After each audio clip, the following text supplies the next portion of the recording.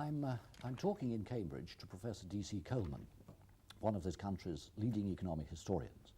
He taught economic history for 20 years at the London School of Economics, becoming professor there, and for 10 years here in Cambridge as the professor of economic history. For an influential period in the late 1960s and early 1970s, he was also editor of the Economic History Review. He himself has published extensively in what are normally thought of as two distinct fields, the economy of pre-industrial England and modern business history. Donald, when you were to go up to LSE as a student first in 1939, though in the event you didn't begin there until 1946, did you, in either 1939 or 1946, think that you were beginning to become an economic historian? Well, certainly not in 1939. I decided to go to LSE. I was then, in those days, working in the city. But I decided to go to LSE for the sort of reasons which I suspect influenced a number of people of my generation. One was the Depression of the 30s, and the other was the rise of dictators, particularly Hitler. And I wanted really to go and study economics. This arose clearly out of the facts of the Depression.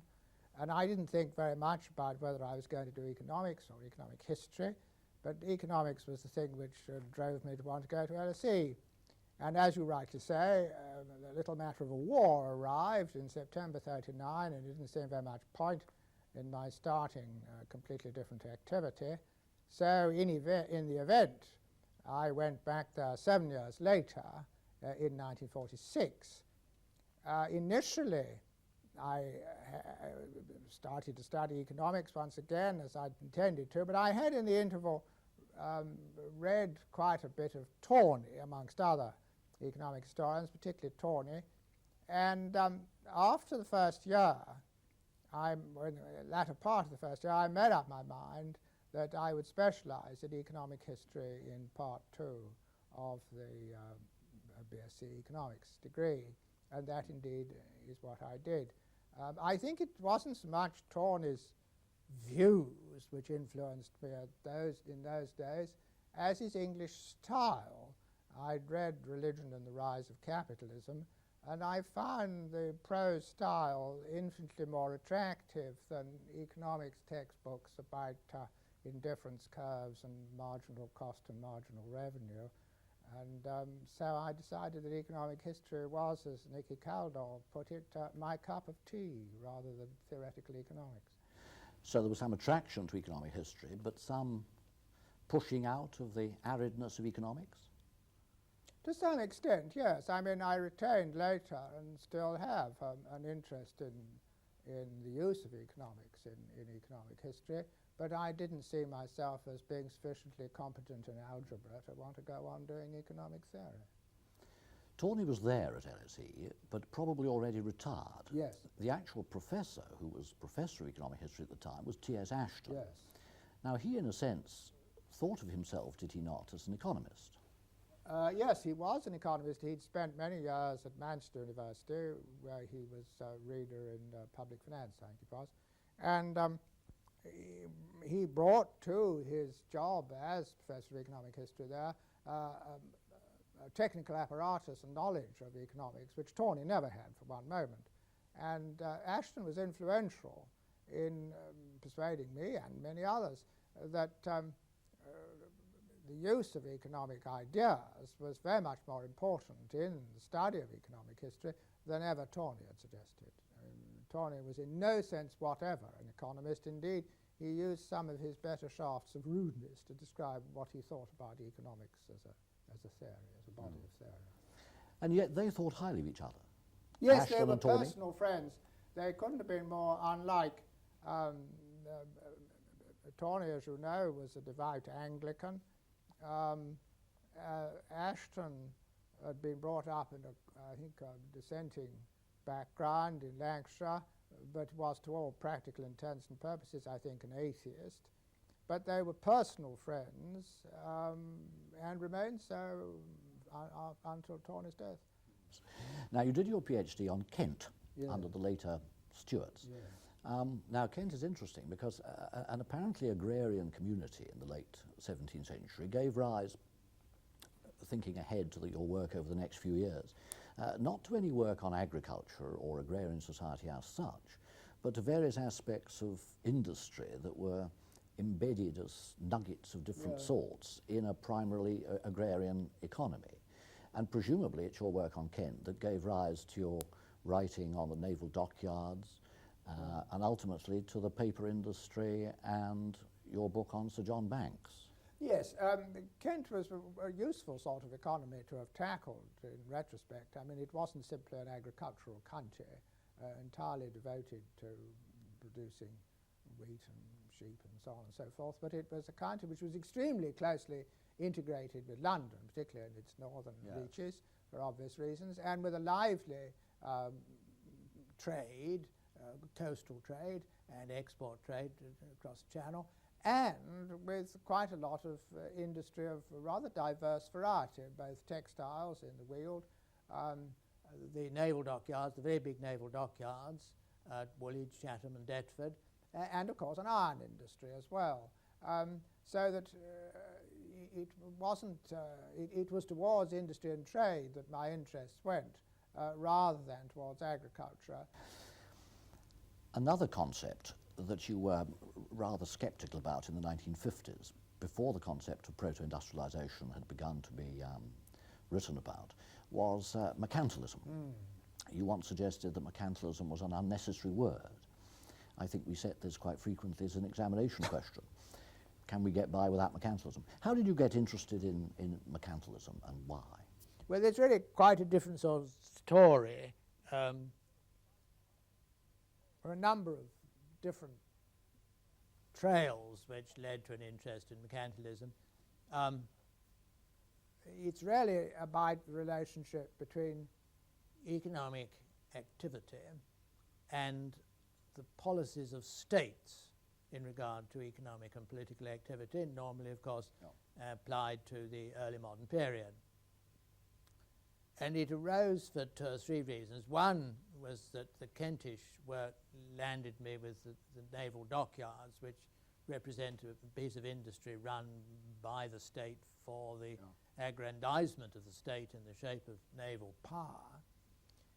I came to believe that what Adam Smith had called the mercantile system, and had been blown up by German historians in the latter part of the 19th century, notably Gustav Schmoller, and then taken on and expanded by Heckscher, I came to believe that this was another of, well, I say another, this is before proto-industrialization, one of these concepts which are fastened upon the processes of historical change by ingenious-minded economists, but which almost certainly have the effect of bamboozling readers into supposing that the course of history can be nicely and neatly incorporated into a intellectual construction.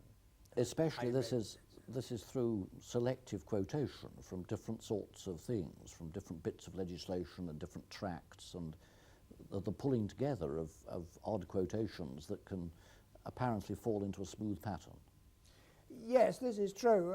One of my grumbles about Heckscher's work was that he relied far more upon tracts and legislation, but very little. There was very little in the work which is actual historical inquiry into what states did. I mean, there's a great deal about Thomas Mann, for example, or what Davenant wrote.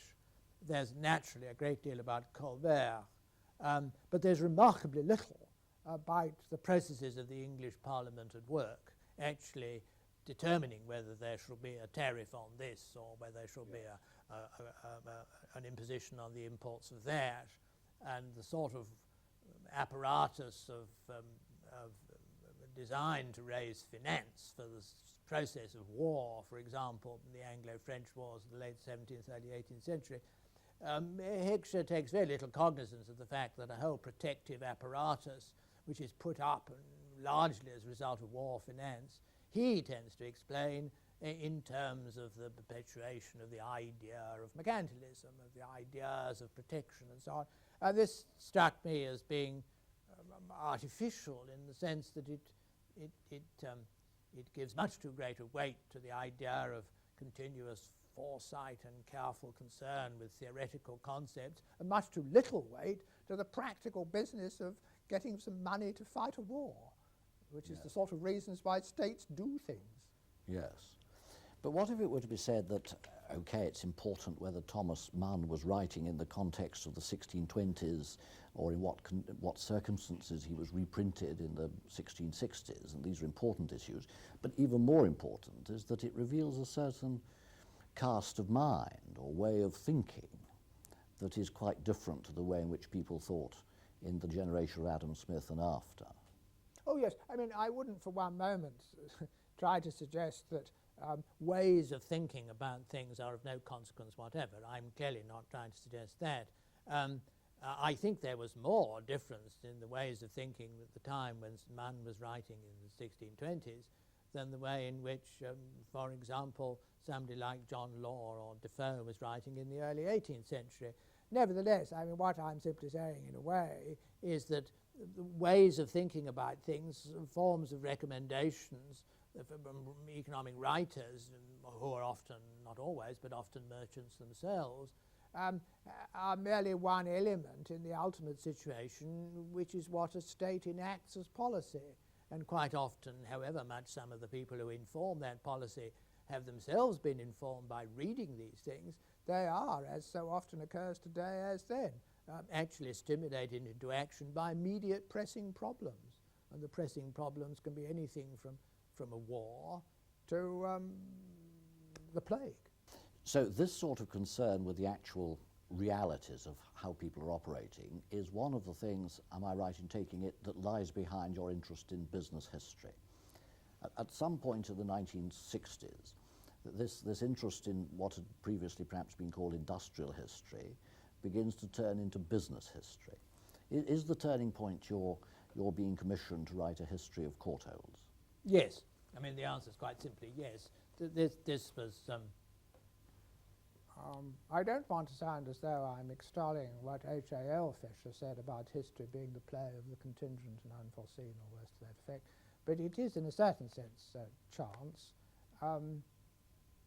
I had written about the paper industry, and I'd written some stuff about the Industrial Revolution, and in 1960, I think it was, 60 or 61, I was tackled at LSE by a colleague of mine, a senior colleague of mine in the economics department, the late Richard Sayers, who was then a professor of economics and who had himself written about the history of banking and who ran a well-known seminar at LSE, which was attended by leading figures from the city in business, and who was at that time, I think, editor, or had been editor of Economica, in which I'd published these articles about industrial growth and so on. And he had been tackled by one of the Quarto directors with a view to commissioning somebody to write an academic history of the company. And Richard asked me if I was interested, as simple as that. And I said yes. And there then ensued a period, he told the Quarto people, and I went to see various Quarto directors and inquired about what documents there survived and so on and so forth, and stated my terms, which were not merely financial, but also contained the important implications that I was to have a free hand, that I could write critically, and that it was, to use the shorthand, warts and all, and that I should have the support of the board. And this was agreed, and in January 61, or 1st of January 61, I think it was, a contract was signed. And I wrote the first 2 volumes. It took me 6 years in the interstices of work at LSE and lecturing on quite other matters. And the first 2 volumes came out in, whenever they came out, 69. Yep. By this time, extreme upheavals had taken place within the board. Indeed, at the time of the contract was signed, it wasn't clear the company would survive because they had just been the subject of takeover bid by ICI. Right. They did survive, and my history went ahead.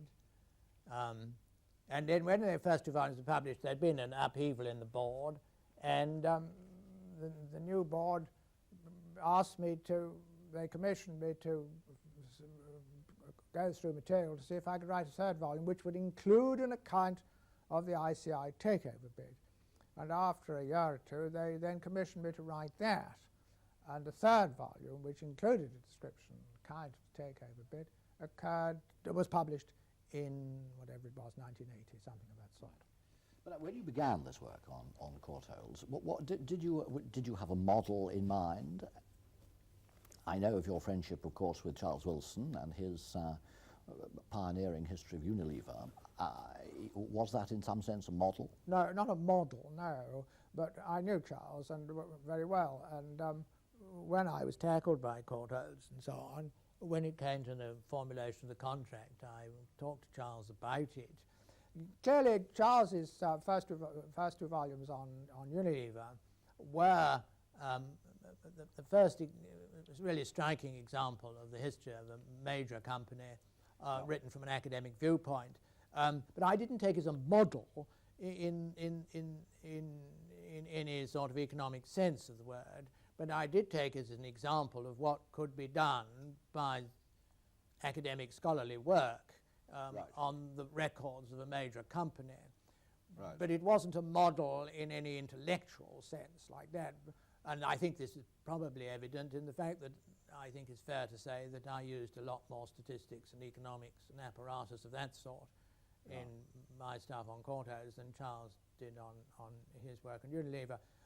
But Charles was the sort of doyen of business historians in this country at that time, and he had certainly set the pace, so to speak. Yeah.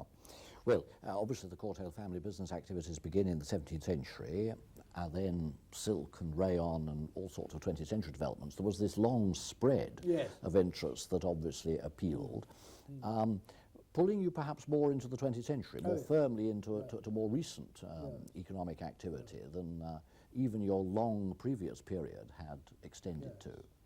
This was part of the attraction of it. Yes, I mean, I simply became more and more intrigued by the methods by which a very large entity, a large corporation, was run.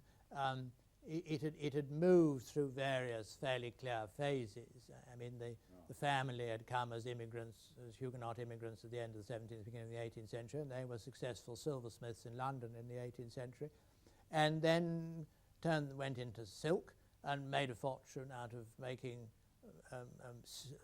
silk mourning crepe, a curious commodity. And I remember as Jack Fisher once remarked to me how nice it must have been for Sam Courtauld in the 19th century to rub his hands with glee every time anybody died. Think a bit more profits would arrive. Anyway, they made a substantial fortune out of silk mourning crepe in the 19th century, and then moved into rayon, again by not a member of the family, but somebody brought in from outside at the very end of the century, purchasing the patents to a new process by which this new artificial silk, as it was called, was made, and then proceeded to make another fortune in the 20th century. And I simply became more and more intrigued by the way in which the personalities of a corporation succeeded or failed in adapting the methods by which the business was run to the changes in the market, the signals that they got from the market, or the extent to which they helped to create the market as a result of internal innovations or buying in innovations from elsewhere. And I suppose it's fair to say that although I continued to lecture the unfortunate young on the 16th and 17th centuries, I did more and more work on the 19th and 20th centuries. In fact, it's perhaps worth mentioning en passant that neither at LSE nor at Cambridge did I ever lecture formally on business history. I lectured in the early days at LSE and in 19th century industrial history, but I lectured, my main courses of lectures, both at LSE and at Cambridge, were on the early modern period and continue to be. But business history, of course, was during this very time becoming to identify itself as a subject, or at least a sub-subject. Yes. And you got a lot of people saying we mustn't just look at individual businesses, Yes. which I suppose was the origin of business history. We must have comparative studies of different businesses. Then it became a bit difficult to tell the difference between what that sort of business history was and economic history as a whole, except, of course, it was very largely post-industrial and increasingly 20th century. Well, not entirely, perhaps, because economic history, as it's developed, has normally concerned itself with major movements within a society or an economy, whether it's agriculture or labour or the relationships of the economy to the state or whatever it may be. Whereas what came to be called business history, although it started with individual company histories of an academic variety, of a scholarly and analytical variety, as opposed to sort of PR mush, even when it had become academic and analytical, you're still really, in a sense, writing biographies of individuals. Instead of writing about Sir John Banks or Lionel Cranfield or Earl of Middlesex or whatever you like, you were writing about Cortos or Unilever or ICI or whatever. Yeah. And what the critics said, and quite rightly, was that although individual business histories, if they were properly done, did show something of the way in which company X, Y, and Z dealt with the problems of management, dealt with the questions of organisation or of finance or of size or of location or what have you, it didn't enable you to make generalizations about the conduct of business generally, so that what might be true of, I don't mind, what might be true of Glaxo wouldn't necessarily be true of Cortos or whatever you like. And there's a good deal of force in this criticism, though unfortunately I think it has sometimes been taken to the other extreme, where when histories, however skillful and academic and scholarly they are, of individual companies, tend to be ignored or sneered at, either by people concerned with business schools who don't particularly want it, or by economists who don't find them very easy to use as a basis for theorizing. And I think this is unfortunate. And of course, as far as the historians are concerned, I mean, if you think of ordinary historians who have taken some, political historians, who have taken some cognizance of economic history, you will hardly find a straightforward historian who's ever read a history, a decent academic history of a business at all. But while you were working on Cortos in this business history of the 1960s, you became an editor of the Economic History Review. And you became an editor of the Economic History Review in 1967, just around the time, as far as I recall, when there was a lot of enthusiasm for what some people were inclined to call the new economic history. Now, you weren't carried away by enthusiasm for that, were you? Not carried away, no. On the other hand, I thought that in this country too many economic historians, or people who passed for economic historians, didn't know any economics or much economics.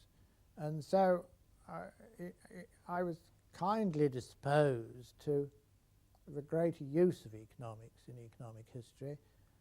But this particular importation, essentially American in origin, sometimes seemed to have more simple statistical manipulation than it did awareness of history.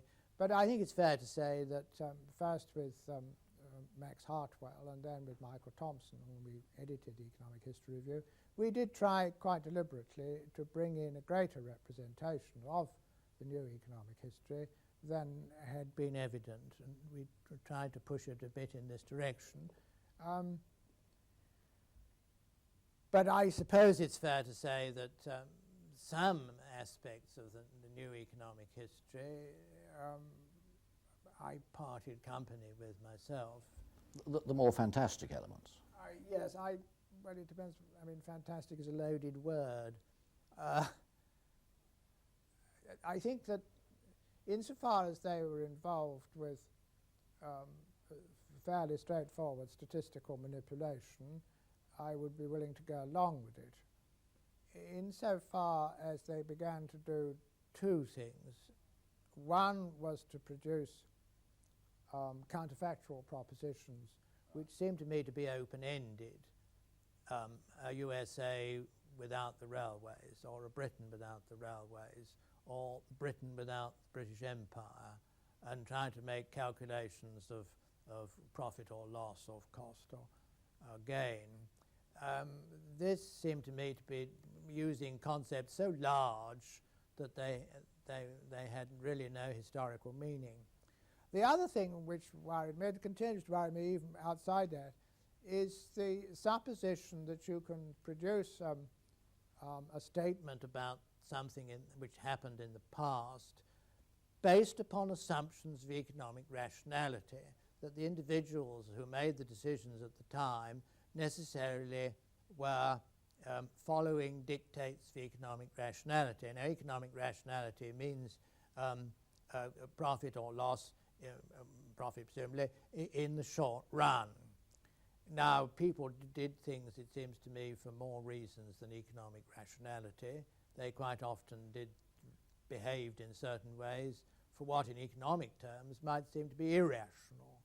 They might do it for reasons of power, they might do it for reasons of snobbery, they might do it for reasons of imperial grandeur, they might invest in colonial territories simply because the people out there contained chaps who spoke the same language, or that it was easier to penetrate a market in which there were people speaking the same language, and so on and so forth. They also simply made mistakes. One of the problems about the assumptions of economic rationality in the past seems to me that it takes inadequate regard for sheer blundering incompetence. And there's plenty of blundering incompetence in business as there is in any other activity in life. But these assumptions of economic rationality seem to me often to produce, once again, an artificial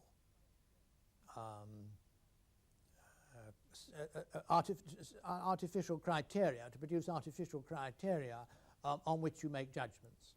And it's those two sort of areas that I find difficulty in absorbing some of the movements of so-called new economic history, even though by now it's no longer new. But when it comes to limited use of statistical techniques, or even of games theory, and I'm very far from being unsympathetic to games theory, then I think it has something to offer, and I think it's a great pity that more historians are not adequately numerate. There was also the clarity that they brought to identifying, to carefully specifying the question. Yes. So there was a clarity and the use of statistics, but then the counterfactual things and the emphasis on too narrow a vision of economic rationality made you uncomfortable with it.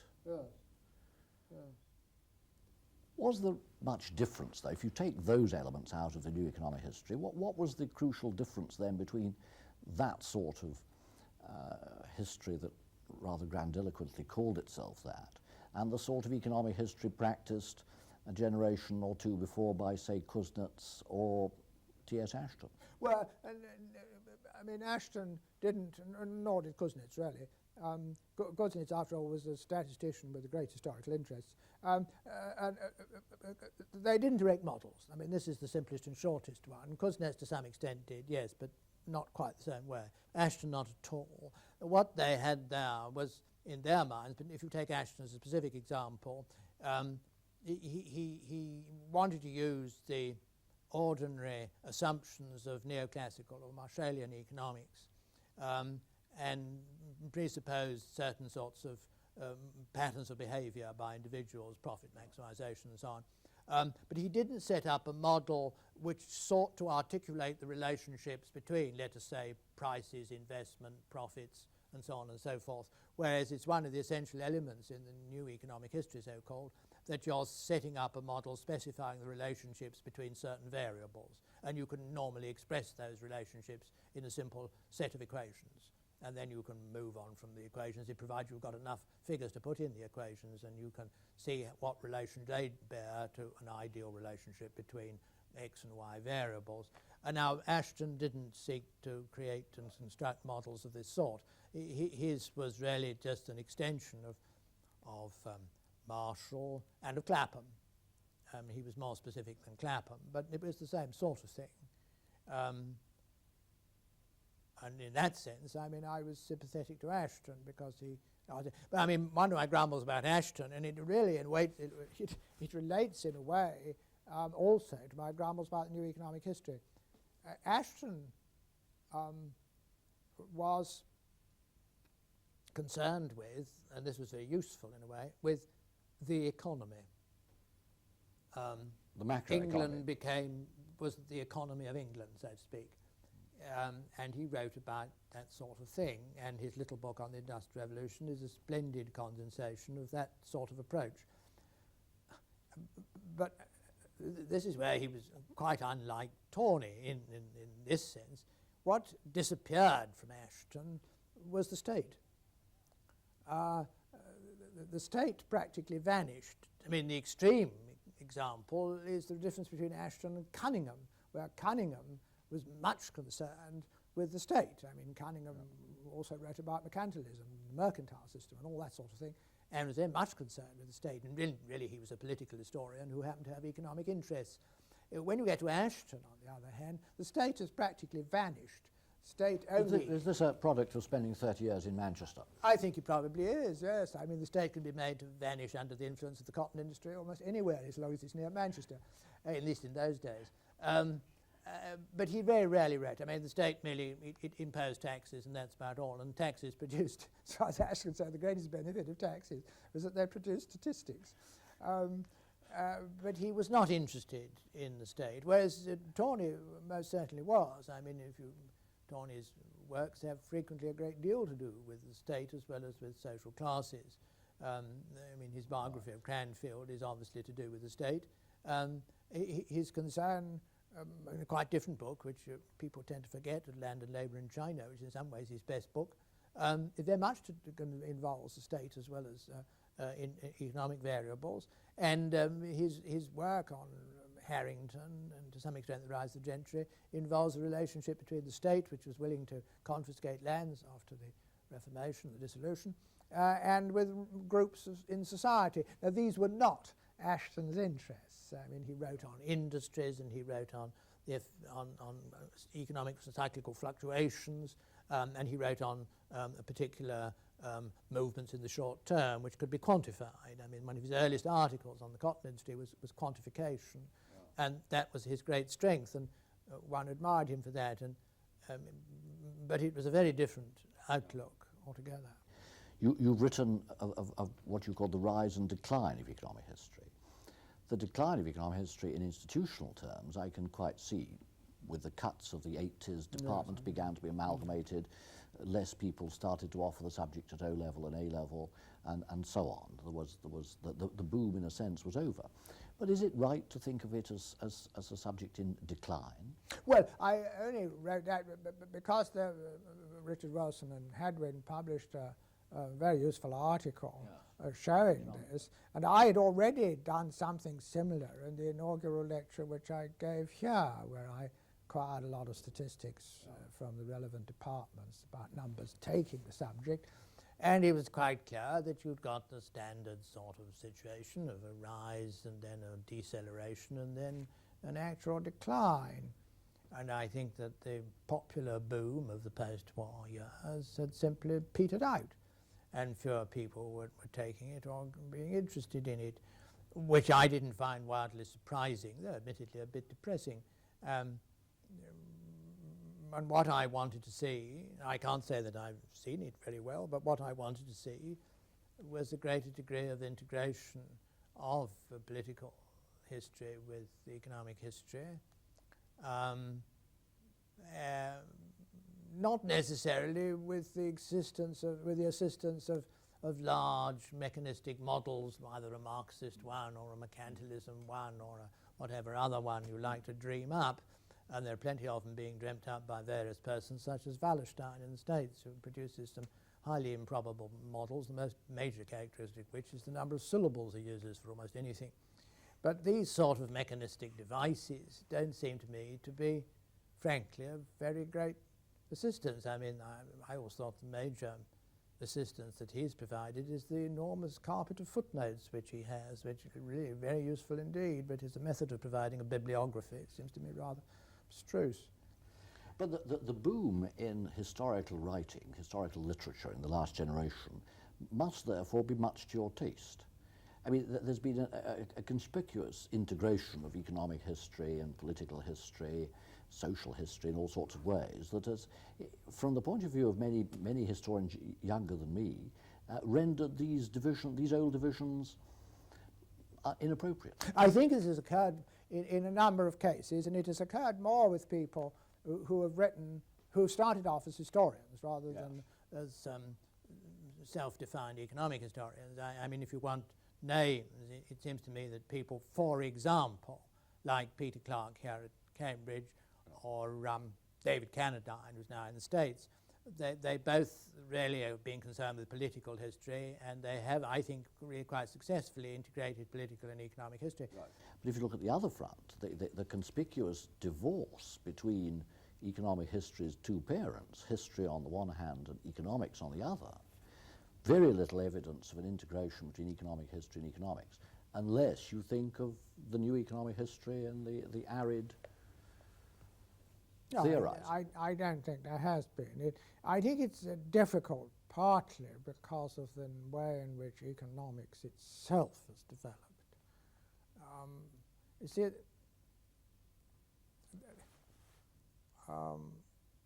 macroeconomics has developed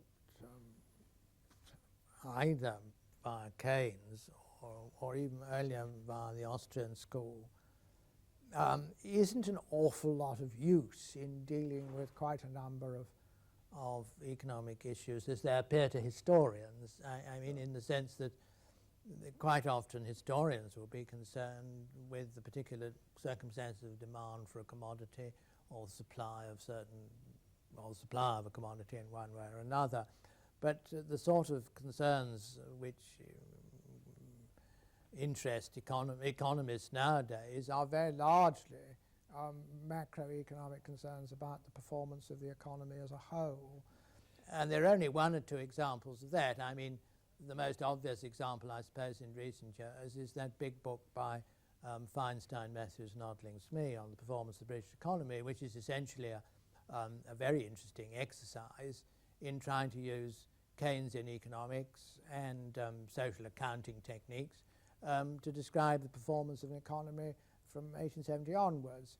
But it's a very specialized product, and I wouldn't mind betting that most ordinary historians who tried to read it wouldn't understand it, simply because it is written in economic and statistical terms. And a very large number of the variables which ordinary historians are concerned with are left out. They are swept into the residual term in the equations. I mean, sometimes some rude people say, with some justification, that the trouble with economic history is that it leaves out all the most interesting issues. The interesting issues are, in a sense, the ones which are not capable of being swept into suppositions of rationality. Right. I mean, I think myth and irrationality, in many ways, political bravado, anything you like, are the interesting questions rather than the purely rational ones of human behaviour. Right. I think that's a good note on which to end.